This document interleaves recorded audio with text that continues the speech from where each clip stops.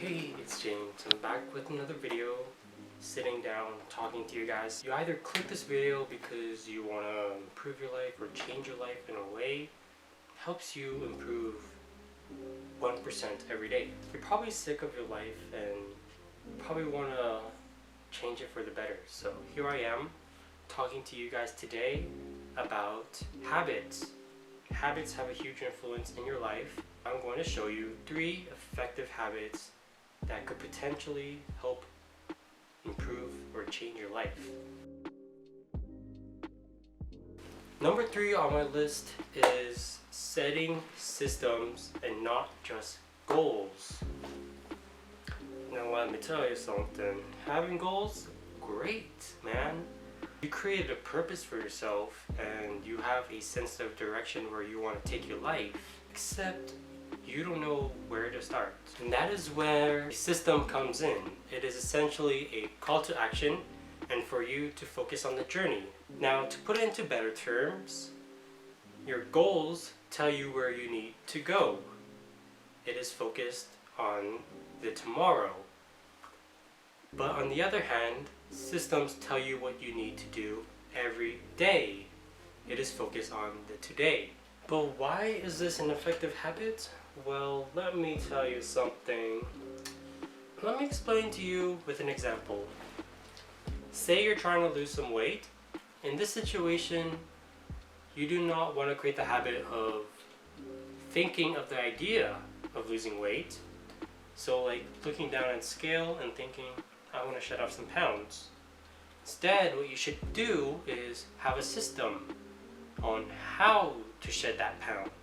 So it starts off by you taking the action, actually doing something today that will help you get there. So make that like working out. You can do some lifting, you can do some cardio. I'm gonna sneeze, bro. Eventually, when you start systemizing this behavior by doing it consistently, it will eventually become a habit.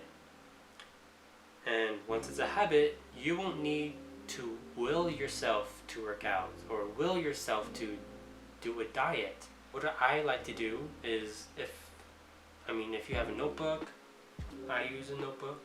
If you have a whiteboard or a calendar, or use whatever you want, write down things you want to achieve within the next day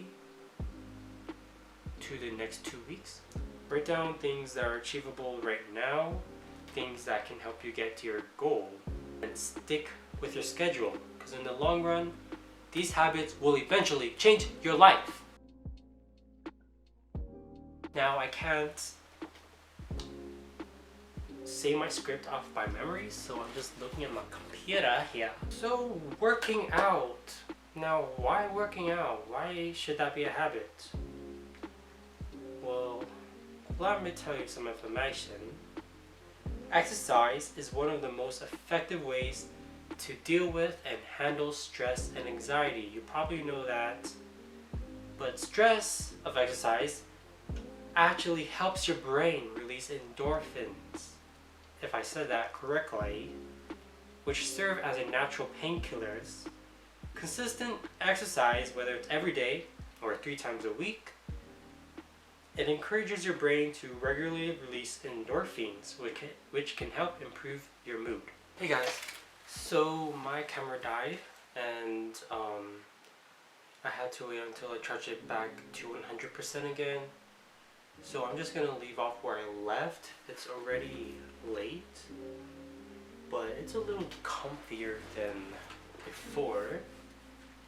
Anyway, I personally love working out because it is literally a healthy distraction from like life that keeps me worried all the time and the stress. I have so many white hairs due to stress, and there are many ways that you can start working out, whether that be walking around the neighborhood, biking, or you can stay indoors and run on a treadmill if you had one, or you can lift, which I personally do.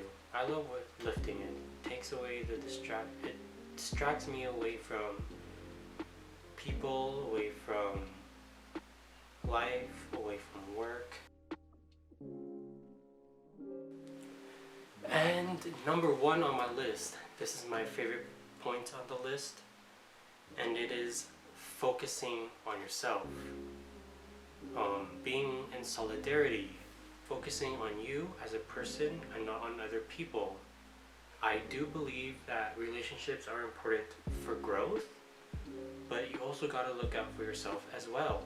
So focusing on yourself is getting to know yourself and treating yourself better, because it all seems like we often forget to take care of ourselves sometimes when we're always surrounded by social media like Instagram and TikTok and the world news. Why is being alone or in solitude important? Like, why should you do it? Like, isn't being alone sad? Like, wouldn't you feel lonely? One of the greatest benefits of spending time alone is how it helps you develop a better understanding of who you are.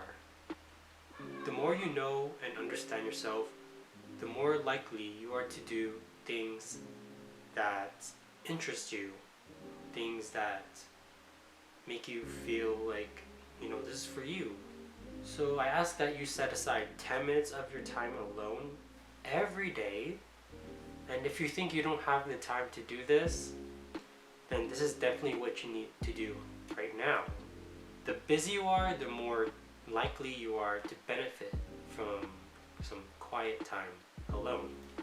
Speaking from personal experience, I wanted to change. I wanted to turn my life around.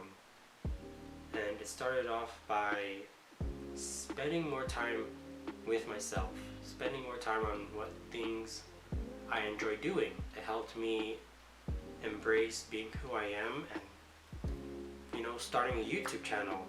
That's literally something I would have never done or ever think of before. But here I am, talking to a camera with my face and my voice, which I literally before hated so much because I was insecure. But solitude really does something to a person, and it has shown as a result in me. These 3 habits are great to know in your 20s. I believe that these 3 habits are so great to have, especially in your 20s, and that it helps you change your life and improve your life for the better. I know I am slowly but steadily getting there. Also finding the purpose that God has put me on this earth for, and being grateful for what I have right now. And I hope you guys are as well. Thank you guys for listening. Don't forget to like and subscribe, and I'll see you guys later. Take care.